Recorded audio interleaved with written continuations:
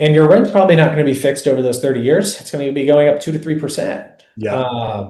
So you lock in a 30-year mortgage, right? And your payment's the same for 30 years.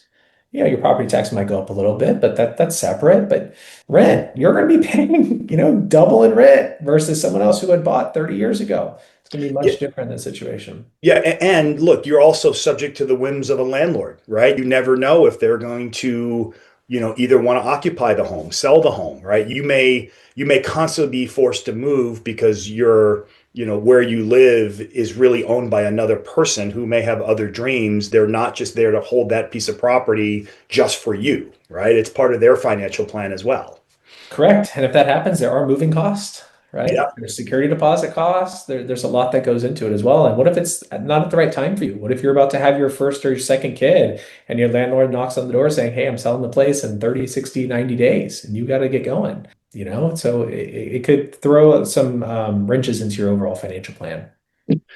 Yeah, the idea of someone renting because they might be moving, maybe they have the potential to be relocated to another market.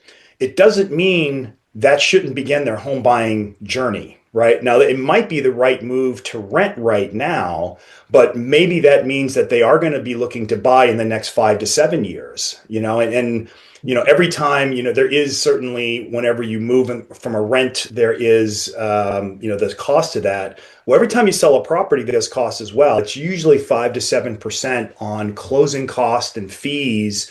So if you just buy a house and 2 years later you go to sell it, if the market hasn't appreciated 7%, you're probably going to take a loss on that, right? So that might be a situation where renting is good, but then you prepare for the buying timeline just because you'll have more time to start saving for that down payment.